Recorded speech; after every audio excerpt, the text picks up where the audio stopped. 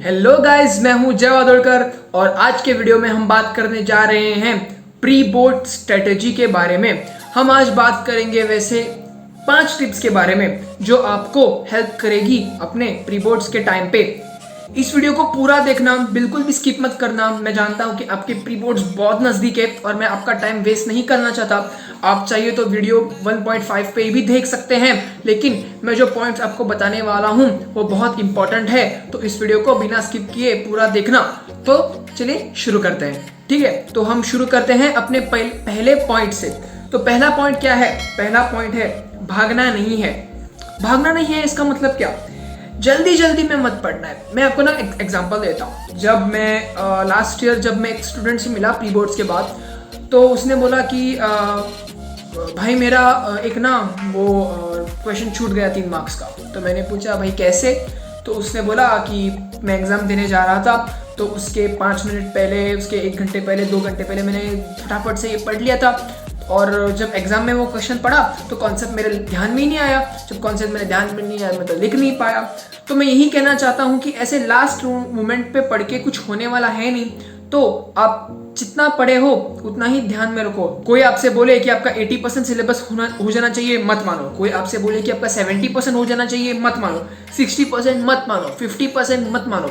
आपको जितना भी आता है, मतलब अगर आप मैथ्स पढ़ रहे हो तो मैथ्स में से जितने लेसन है उसमें से आपको सिर्फ 5 या 6 अच्छे से आते हैं, तो बस उन्हीं को लेकर जाओ और पेपर आंसर करो। ये हर सब्जेक्ट में अप्लाई करना, चाहे वो साइंस हो, एसएसटी हो, मैथ्स हो, इंग्लिश हो, संस्कृत हो, आप हिंदी हो, जो कोई भी पेपर आप आंसर करने जाओगे, आपको जितना आता है उतना ही आप करके आना। तो आप बोलोगे कि भैया इससे तो आपके कम मार्क्स आएंगे। इसके बेसिस पे ही सेकंड पॉइंट है हमारा। तो सेकंड पॉइंट क्या है? सेकंड पॉइंट ये है कि प्री बोर्ड्स में नंबर कम आएंगे।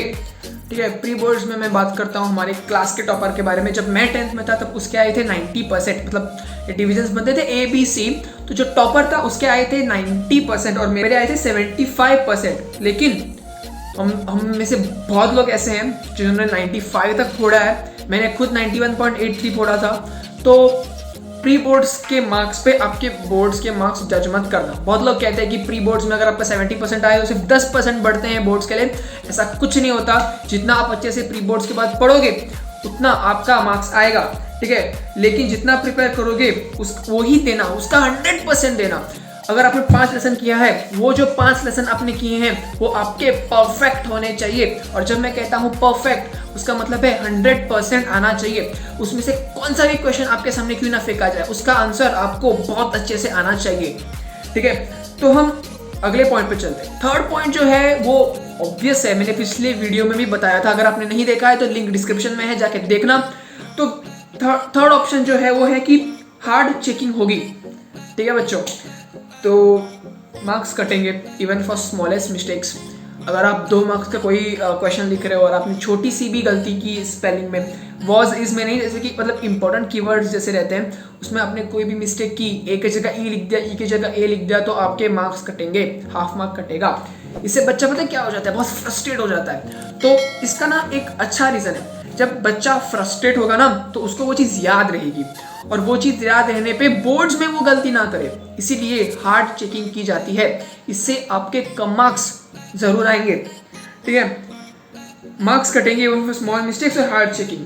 सी, फोर्थ पॉइंट जो है, वीडियो स्किप मत करना। ठीक है, फोर्थ पॉइंट जो है वो बहुत इंपॉर्टेंट है। बहुत सारे स्कूल्स में बस एक प्री बोर्ड नहीं लिया जाता। कई सारे स्कूल में 2 प्री बोर्ड लिए जाते हैं, कई सारे स्कूल में 3 लिए जाते हैं। तो इस प्री बोर्ड्स का आप अच्छे से फायदा उठा सकते हो। जैसे कि 2 प्री बोर्ड्स हैं, प्री बोर्ड 1 जो बोर्ड से ऑफिशियल है, और प्री बोर्ड 2 जो आपका स्कूल लेती है। आप क्या कर सकते हो, ये CBSE वालों के लिए अच्छा है। ठीक है, आप पहली वाली अटेम्प्ट में आप देख सकते हो कि आप क्वेश्चन पेपर के सीक्वेंस में, जैसे कि 1 2 3 4 5 6 7 मिनट में जाए और पेपर सॉल्व करें। अब दूसरे में चेक कर सकते हो कि आप जो ज़्यादा मार्क्स है उसमें से शुरू करके कम मार्क्स वाले पे आ जाओ। ठीक है, और आप टाइम मैनेजमेंट का भी प्लान कर सकते हो जब आप अटेम्प्ट्स दे रहे हो। पता है ये सब चीज़ें प्री बोर्ड्स में क्यों करनी है?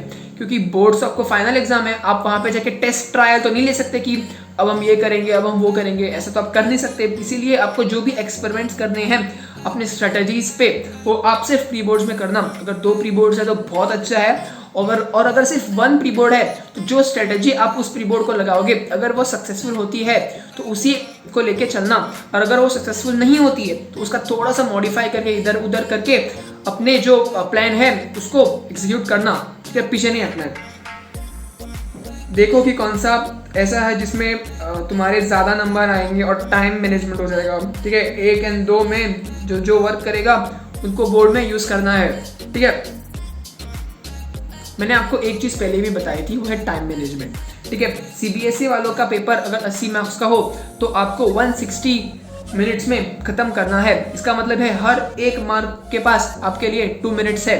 लेकिन गोवा बोर्ड वालों के लिए थोड़ी सी मुश्किल है, क्योंकि उनको सिर्फ 2.5 आवर्स मिलते हैं। इसलिए आपको ठीक है 80 मार्क का पेपर 140 मिनट, दैट मीन्स आपको 1 मार्क के लिए 1.5 मिनट से 1.75 मिनट्स मिलते हैं, ठीक है। टाइम लगा के प्रीवियस ईयर्स के पेपर्स लगाना, समझ रहे हो आप। आपको टाइम लगा के एक घड़ी लगानी है, साइड में रखनी है, आपको पेपर लिखना स्टार्ट करना है।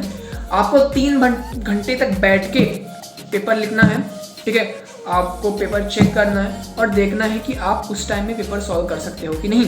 इससे ही आपकी स्पीड बढ़ेगी, ठीक है। और अगले लास्ट पॉइंट जो कि वो भी बहुत इंपॉर्टेंट है, ठीक है, राइटिंग की प्रैक्टिस। राइटिंग की प्रैक्टिस क्यों? जब बच्चे पहले स्कूल जाते थे, पहले इन द सेंस 2019-2018 में, तो होमवर्क लिखते थे, क्वेश्चन सॉल्व करते थे, सब चीज़ें क्लास में बुक्स पे होती थी। जब से लॉकडाउन हुआ है सारी चीज़ें ऑनलाइन हो चुकी हैं।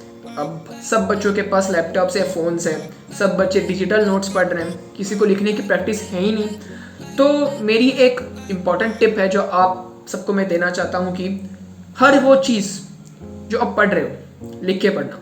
2 चीज़ें, उससे आपकी हैंड राइटिंग इंप्रूव हो जाएगी।